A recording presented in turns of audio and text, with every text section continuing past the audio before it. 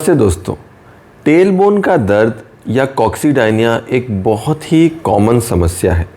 अगर आपको लंबे समय तक बैठने पे बैठक वाली जगह पे दर्द रहता है तो ये टेल बोन में दर्द यानी कि कॉक्सीडायनिया का लक्षण हो सकता है। ये बहुत ही आम ऑर्थोपेडिक समस्या है और कई सारे मरीज़ हमारे पास ओपीडी में इस बीमारी के लिए आते हैं।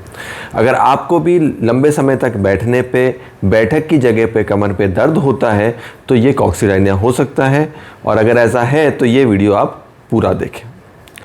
कॉक्सिक्स आपके टेल बोन होती है। टेल बोन जो होती है वो एक वेस्टिजियल ऑर्गन की तरह काम करती है, क्योंकि मनुष्य में पूंछ नहीं है परंतु ये जो हड्डी होती है इसको पूंछ की हड्डी कही जाती है। इसमें दर्द होने के कई कारण हो सकते हैं। पहला कारण चोट लगना। अगर आप कमर के बल गिर जाते हैं या बैठक के बल जोर से गिर जाते हैं तो कॉक्सिक्स की हड्डी में चोट लग सकती है, जिसके कारण से आपको हड्डी में दुखावा हो सकता है। यह पहला और सबसे कॉमन कारण है। दूसरा कारण बार बार रिपीटेटिव स्ट्रेस आना, लंबे समय तक एक जगह पर बैठना, हार्ड सरफेस के ऊपर, कड़क सतह के ऊपर लंबे समय तक बैठना भी एक बहुत कॉमन लक्षण होता है। हम इसे अपने मेडिकल परिप्रेक्ष्य में स्टूडेंट्स में काफ़ी देखते हैं। जो स्टूडेंट बहुत लंबे टाइम तक एक ही जगह बैठ के पढ़ाई करते रहते हैं उनको ये तकलीफ ज़्यादा मिलती है। सॉफ्टवेयर प्रोफेशनल जो एक ही जगह पर बैठ के बहुत लंबे समय तक काम करते रहते हैं उनमें भी ये बीमारी देखने को मिलती है। हॉर्स राइडर्स जो घुड़सवारी करते हैं और लंबे समय तक बैठे रहते हैं घोड़े पे, उनमें भी ये समस्या देखी जा सकती है। आमतौर पे किसी भी कारण से अगर आप एक जगह पे लंबे समय तक बैठ रहे हैं तो ये तकलीफ देखी जा सकती है। एक बहुत ही इम्पॉर्टेंट फैक्ट आप लोगों के साथ शेयर करना चाहूँगा कि लेडीज़ में, फीमेल्स में ये बीमारी होने का जो चांस है वो काफ़ी ज़्यादा होता है। अगर हम मेल्स और फीमेल्स में तुलना करेंगे तो पुरुषों में स्त्रियों की तुलना में ये काफ़ी कम देखने को मिलता है। स्त्रियों में पुरुषों की तुलना में करीबन 5 गुना कॉक्सीडायनिया या टेल बोन में दुखावा होने की प्रवृत्ति रहती है। इसके कई सारे कारण होते हैं कि क्यों महिलाओं में ये तकलीफ़ ज़्यादा देखने को मिलती है। पहला, महिलाओं का जो पेल्विस होता है वो ज़्यादा ब्रॉड होता है, आगे की तरफ टिल्ट हुआ हुआ होता है, और जब महिलाएं बैठती हैं तो कॉक्सिक्स की जगह पे उस हड्डी पे जो टेल बोन होती है उस पर लोड ज़्यादा आता है। तो ब्रॉड पेल्विस होना, आगे की तरफ पेल्विस का टिल्ट होना, हार्मोनल कारणों के कारण भी जो है लेडीज़ में ये तकलीफ़ ज़्यादा देखने को मिलती है। साथ ही साथ ये भी देखा गया है कि जब चाइल्ड बर्थ होता है, बच्चा होता है, तो आपकी जो स्नायु तंत्र होता है जो टेल बोन के आसपास होता है वो खिंच जाता है, तो उसके कारण भी तो कॉक्सीडायनिया होने की चांस बढ़ जाती है। और साथ ही साथ हमने ये भी देखा है कि मेंसेस के पहले, प्री मेंस्ट्रुअल फेज़ में भी लेडीज़ में कॉक्सीडायनिया होने की संभावना ज़्यादा होती है। तो हम ये देख रहे हैं कि लेडीज़ में ये तकलीफ़ ज़्यादा हो रही है। और साथ ही साथ हम ये भी देखते हैं कि ओबेसिटी, अगर आपको मोटापे की तकलीफ़ है तो भी ये टेल बोन का रिस्क बढ़ जाता है। अगर आपका BMI लेडीज़ में 27 से अधिक है और पुरुषों में 30 से अधिक है तो आपको टेल बोन में दर्द होने का रिस्क काफ़ी बढ़ जाएगा। कुछ एक कारणों में ये ट्यूमर के कारण या इन्फेक्शन के कारण भी टेल बोन में दर्द हो सकता है, परंतु ये इतना कॉमन कारण नहीं होते हैं। परंतु जैसा कि मैंने आपको बताया कि बायोमैकेनिकली जो लेडीज़ में पेल्विस का आगे टिल्ट होना होता है वो काफ़ी कॉमन कारण होता है। हम आपकी जो टेल बोन होता है और आपकी जो बैठक होती है उसके बायोमैकेनिक्स की अगर बात करें तो जब हम बैठते हैं तो एक त्रिकोण के ऊपर हमारा वज़न आता है। हमारे 2 इस्चियल ट्यूबरोसिटी होती हैं जो वज़न लेती हैं और एक कॉक्सिक्स होता है। तो ये त्रिकोण बन के आप जब बैठ रहे हैं तो शरीर का वज़न इन 3 हिस्सों पे आता है। पुरुष जब बैठते हैं लंबे समय तक तो वज़न ज़्यादातर इस्चियल ट्यूबरोसिटी पे आता है, कॉक्सिक्स पे कम आता है। जबकि महिलाएं जब बैठती हैं तो जो वज़न है वो इस्चियल ट्यूबरोसिटीज़ पे कम आता है और कॉक्सिक्स पे ज़्यादा आता है, जिसके कारण से कॉक्सीडायनिया का रिस्क बढ़ जाता है।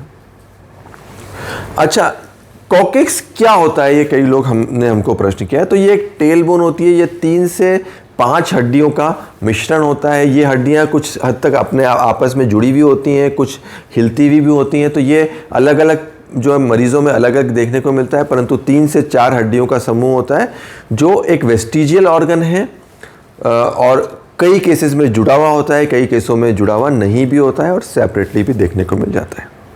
अब एक मैकेनिकल बहुत इंपॉर्टेंट चीज़ आप लोगों के साथ शेयर करना चाहूँगा कि अगर ये कॉक्सिक्स की हड्डी बहुत ज़्यादा मोबाइल होती है, बहुत ज़्यादा हिल रही है, तो भी आपको टेलबोन का दर्द हो सकता है, और अगर ये बहुत कम हिल रही है तो भी टेलबोन का दर्द हो सकता है।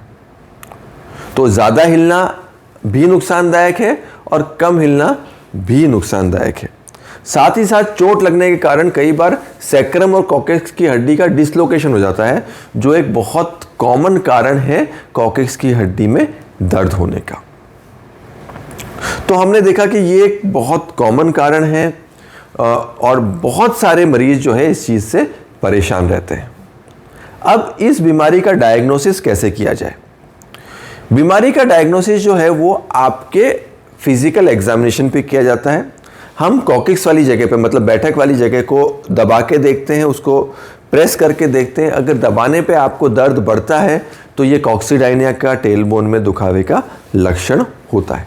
साथ ही साथ कई बार हम जो पर रेक्टल एग्जामिनेशन करके भी आपका जो है जो पेन है वो एलिसिट कर सकते हैं, वो देख सकते हैं। अगर हम टेस्ट्स की बात करें तो एक्सरे एक बहुत ही अच्छा टेस्ट है, और एक्सरे जो है हम एक एक्सरे खड़े हुए लेते हैं और एक्सरे बैठे में लेते हैं, और हम खड़े हुए और बैठे हुए एक्सरे को कंपेयर करते हैं, जिसको एक डायनेमिक एक्सरे कहते हैं। और खड़े हुए में और बैठे हुए में जो नॉर्मल वेरिएशन है कॉक्सिक्स का वो 5 डिग्री से लेके 25 डिग्री तक रहता है, और अगर ये 5 डिग्री से कम या 25 डिग्री से ज़्यादा है, मतलब 25 डिग्री से ज़्यादा है मतलब ज़्यादा हाइपर मोबाइल कॉक्सिक्स है आपका, और 5 डिग्री से कम है मतलब मूवमेंट कम है, तो इन दोनों ही परिप्रेक्ष्य में आपको कॉक्सीडाइनिया की तकलीफ हो सकती है।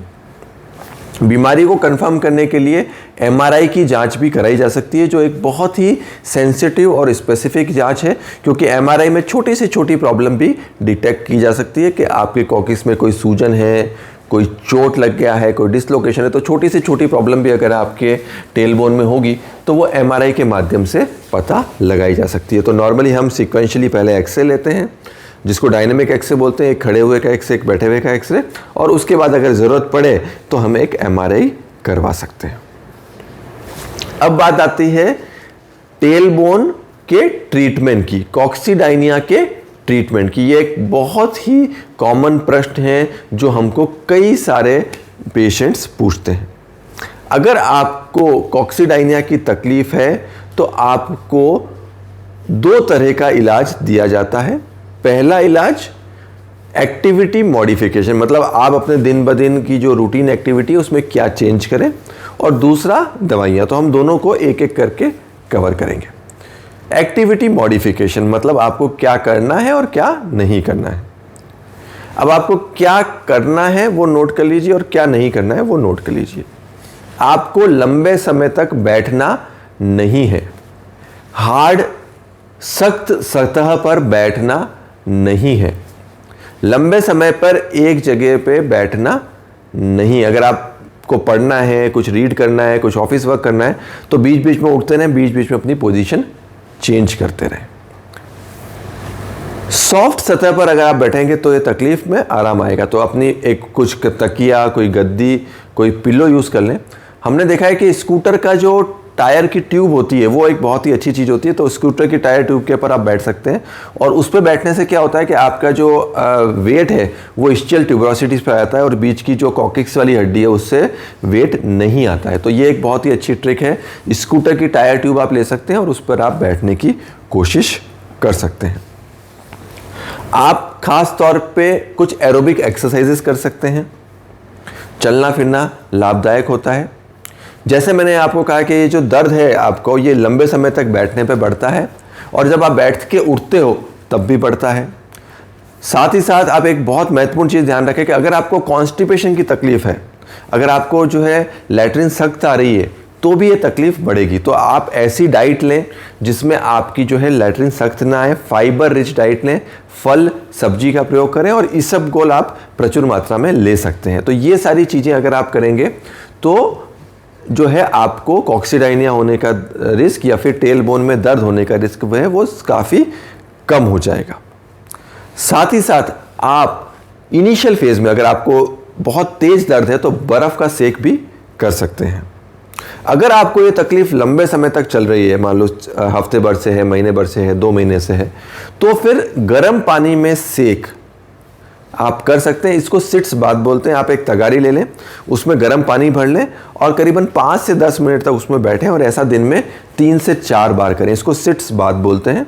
तो गर्म पानी ले लें, उसमें थोड़ा नमक डाल लें, एक तगारी में उसको भर लें और उसमें बैठने का प्रयास करें। ये करने से न सिर्फ आपको कॉक्सीडाइनिया में रिलीफ मिलेगा, बल्कि अगर आपको कॉन्स्टिपेशन की तकलीफ है, अगर आपको लैट्रिन में कोई समस्या आ रही है, सख्त स्टूल्स आ रही हैं, तो उसमें भी आपको इससे लाभ मिलेगा। तो सिट्स बात जो होती है एक बहुत ही इंटीग्रल और बहुत ही इंपॉर्टेंट पार्ट है इस चीज़ को ठीक करने का। तो आपको, जैसा मैंने आपको बताया कि सतह सॉफ्ट होनी चाहिए, डाइट आप अच्छी लें, ये सारी छोटी छोटी बातों का अगर आप ध्यान रखेंगे तो आपको ये जो दुखावा है टेल बोन में काफ़ी कम हो जाएगा। अब हम बात करते हैं मेडिकल ट्रीटमेंट की तरफ। दवाइयाँ क्या ली जा सकती हैं? दवाइयाँ इसमें 2 तरह की होती हैं।